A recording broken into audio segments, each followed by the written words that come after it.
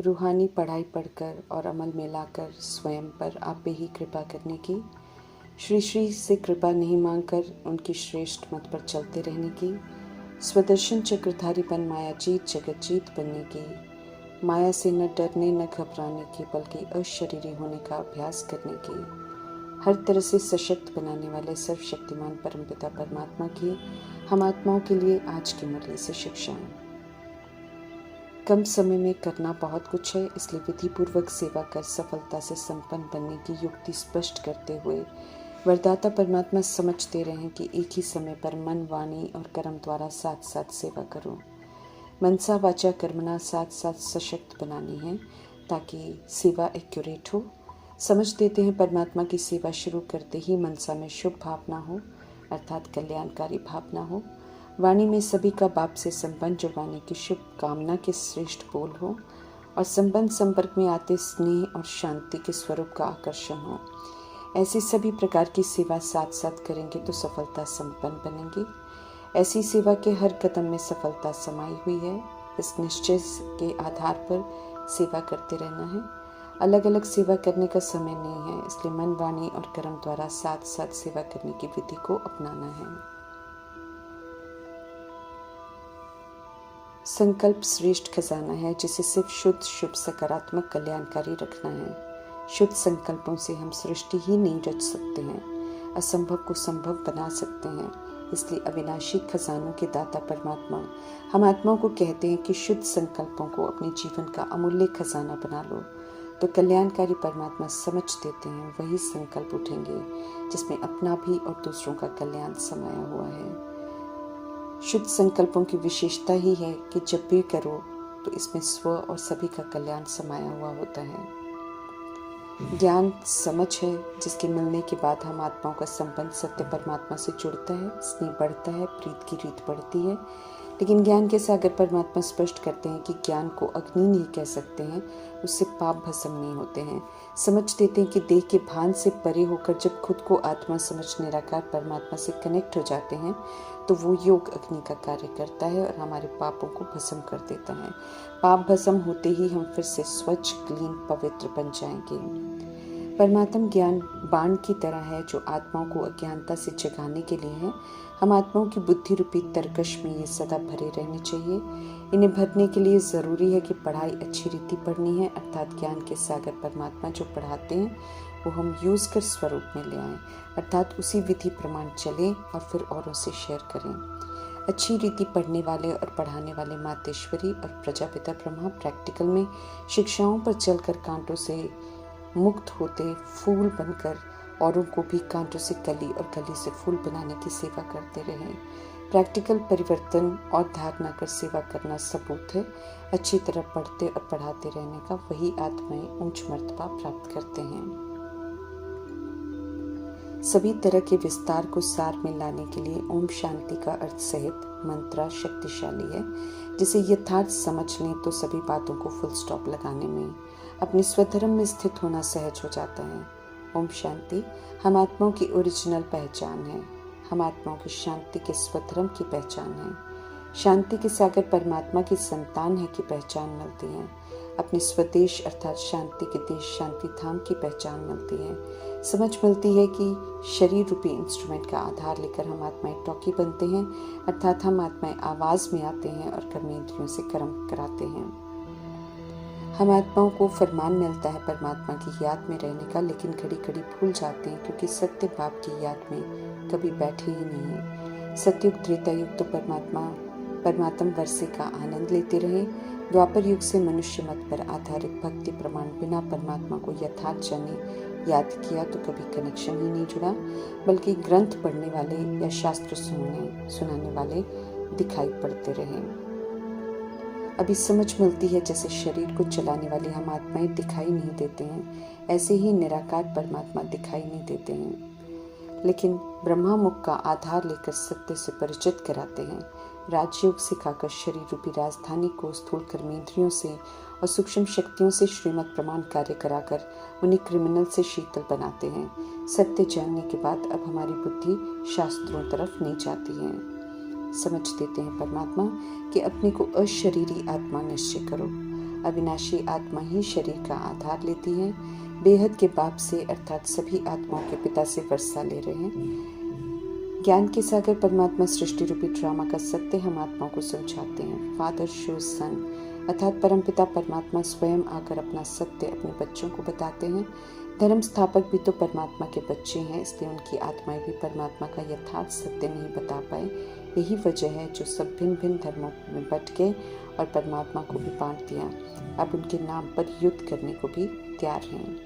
बाप अपना यथार्थ परिचय अभी स्वयं दे रहे हैं। फिर हम आत्माओं का फर्ज है बाप का परिचय औरों को देने का। अभी बाप की पहचान मिली है तो उनकी याद आई है, फिर से पावन बनना है, अपनी स्व स्थिति में वापस लौटना है। इसलिए पवित्रता के सागर परमात्मा का फरमान है कि अब सिर्फ मुझे याद करो तो योग अग्नि से अज्ञानता में किए पाप कर्म भस्म हो जाएंगे। समझ मिलती है कि और किसी को भी याद करने से पाप भस्म नहीं होंगे। होने होते तो आधा कल्प के भक्ति मार्ग में अनेकों को याद किया तो पाप भस्म होने की जगह पाप और हुए। पापों को भस्म करने के लिए सत्य परमात्मा की सच्ची याद चाहिए। फिर हम आत्माओं में देह का भान भी न हो। भस्म कर बेदाग हीरा बन भारत को भी हीरे जैसा बनाना है। भारत की राज्य सत्ता जो कभी संपन्न थी वो अब इंसॉल्वेंट अर्थात कंगाली की बन गई है। अभी पुनः उसको श्रीमत पर चलकर धनवान बनाना है। श्री श्री शिव पिता परमात्मा की श्रेष्ठ मत पर चलने से स्वर्ग के श्रेष्ठ देवी देवता बनेंगे। प्रभु के पास आए हैं हम मनुष्य से देवता बनने। सिर्फ निराकार परमात्मा ही हम आत्माओं पर चढ़ी अपवित्रता की परत को सत्य ज्ञान और योग से उतारने की विधि बताते हैं। पवित्रता के सागर परमात्मा की याद से ही हम पवित्र बन सकते हैं।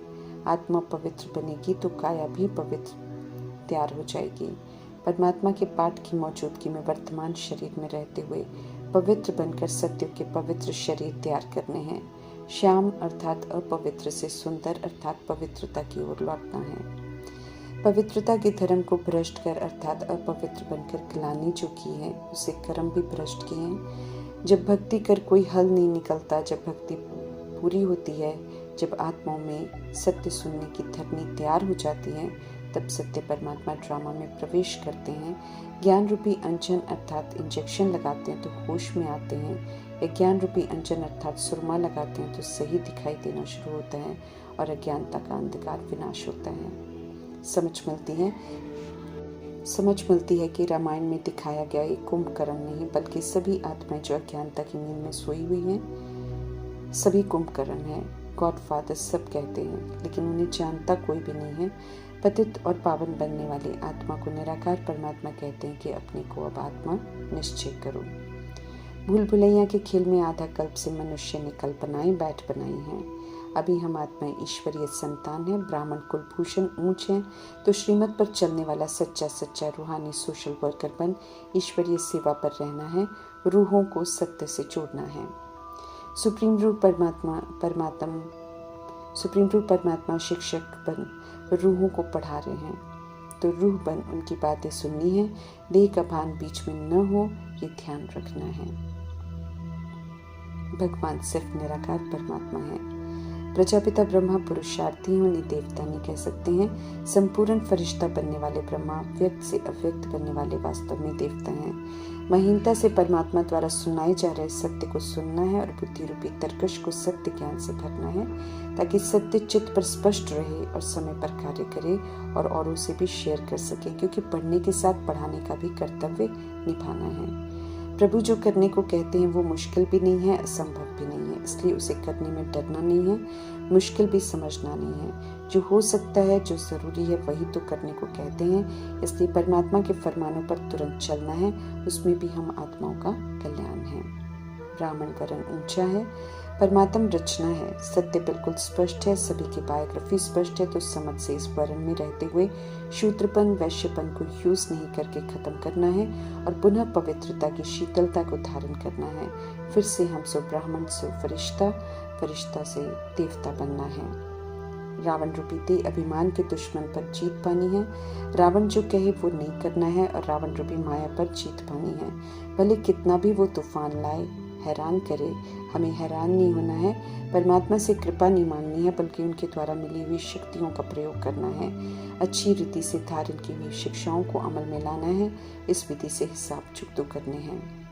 दुनिया के चक्र को समझते हुए, स्वदर्शन चक्र को चलाते हुए, अनादि आदि विशेषताओं को यूज करते हुए चक्रवर्ती राजा रानी बन सकते हैं। पवित्र जरूर बनना है, बाप से प्रतिज्ञा कर निभानी है, नहीं तो काल के मुंह में चले जाएंगे, पतित काले बन जाएंगे, ऊंच मर्तबे से वंचित हो जाएंगे। सबसे उत्तम युग जब आत्मा परमात्मा का मेला लगता है। इस मिलन मेले का पूरा आनंद लेना है। ज्ञान चक्षु जो मिले हैं प्रभु से, उन्हीं से यथार्थ देखना है, समझना है और उसी प्रमाण चलना है। विश्व का मालिक बनना है, अशरीरी होकर बांटना है, समझाना है खुद को कि अभी वापस जाते हैं, शरीर छोड़ अशरीरी होकर जाएंगे, फिर स्वर्ग में राज्य करने आएंगे। सदा ही सुख देने वाले परमात्मा समझ देते हैं कि श्री कृष्णपुरी में जाने के लिए पूरा पुरुषार्थ करना है। भगवान आए हैं हम आत्माओं का कल्याण करने, गति सदगति करने, स्वर्ग का वर्षा देने।